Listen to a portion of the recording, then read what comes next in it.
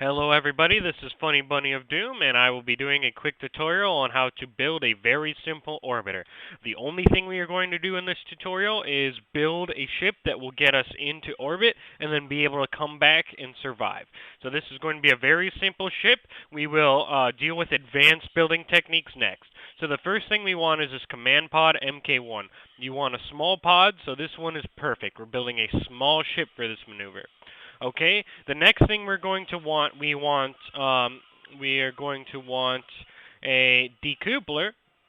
So look for a decoupler or a stack separator that will fit your ship. Okay, like that, because this is going to be our final stage, and that's what's going to be making it to Earth. For simplicity's sake, we're going to use an inline parachute, one of these cap top ones, just because these are the easiest. Also, we want a power source so that we can run our SAS module, which will help to stabilize us. We're going to go with the larger battery. Yeah, we want this one. I prefer inline batteries, but this is going to be a very... Actually, you know what? Let's do an inline battery. Inline batteries are better. I prefer these in every way, and it even holds more charge. Okay, and now we're going to want a way to charge that. We'll do this photovoltaic panel. The other ones need to be deployed, so that can be difficult on a short trip to deploy those. So to make sure that we will be getting the power that we need, we are going to mount two of these. And I'm sorry I did this wrong. We want to switch to symmetry mode. We're going to have two here, and angle snap, because angle snap is nice. And we'll put it here. Be very careful not to cover up your door, or else you cannot let your Kerbal leave the ship. And we are going to be doing an EVA. So we got our power, our stack separator. We have power source. For shits and giggles, we're going to have an antenna. This is just the antenna that I prefer. I think it looks cool.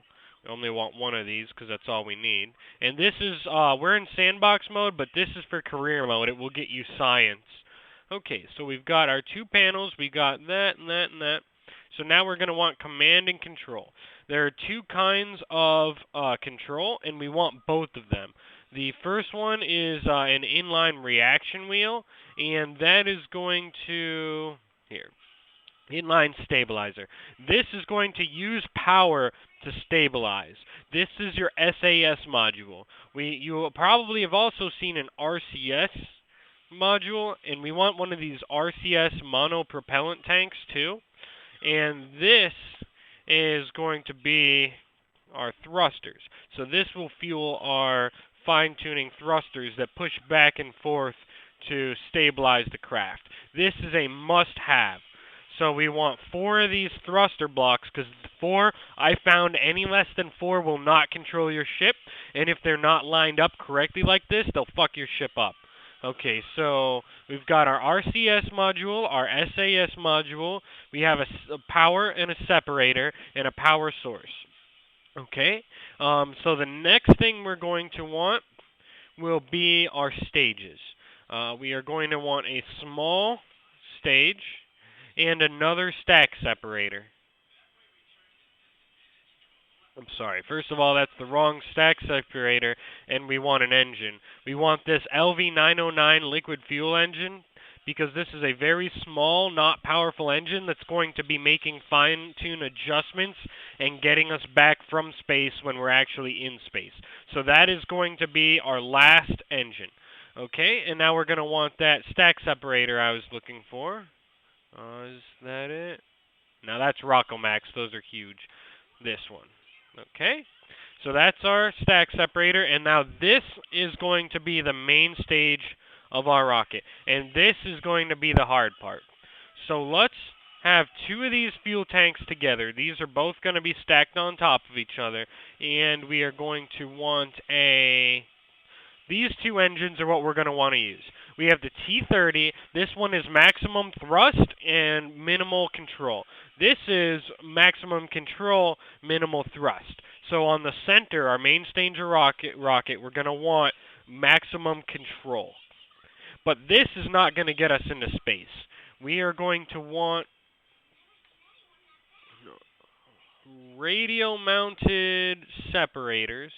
This one is my favorite because it holds it away from your rocket and gives you a little extra room to play. If it's too close to your rocket, you separate a booster, it can hit your rocket and explode and you die. Okay, so we got 4 of these. And then we are going to want fuel tanks. And we are going to do the same thing for the fuel tanks.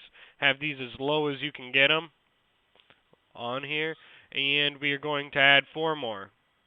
Okay. We're going to want strut connectors.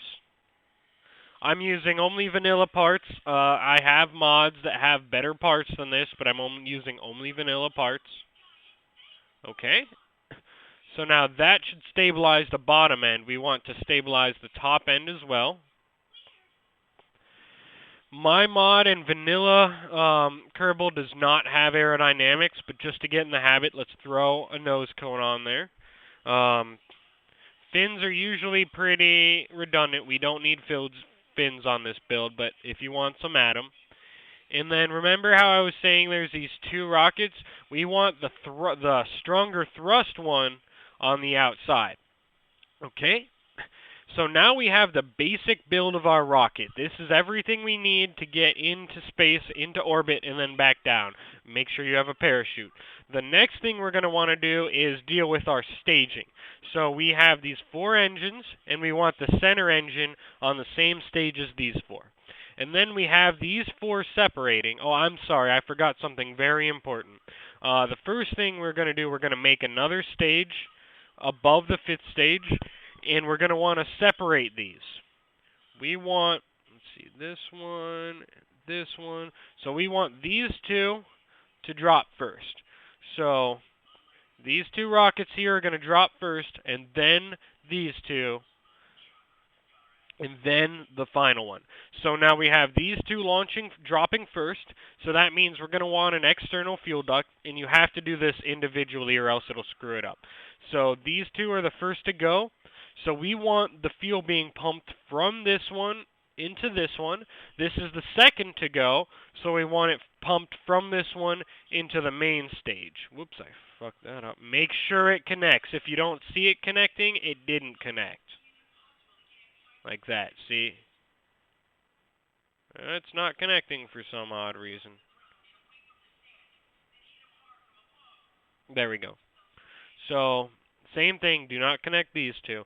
This one, the first to be dropped, will go to the second to be dropped. The second to be dropped will go to the third to be dropped. That way, with this method, we will have a full fuel tank every time we drop a stage. Okay, so we're firing these. Then we're dropping those 2. Then we're dropping those 2. Then we're dropping the final one once we're in almost into orbit. And then this last engine will be our control in orbit. So let's make another stage, and we're going to want this last separation to happen before the chute deployment. And that's it. That is our rocket. We're going to give it a name. Let's call it Cocksucker A1. And save. Alright, and in the next video, I will show you guys how to get this fucker into space.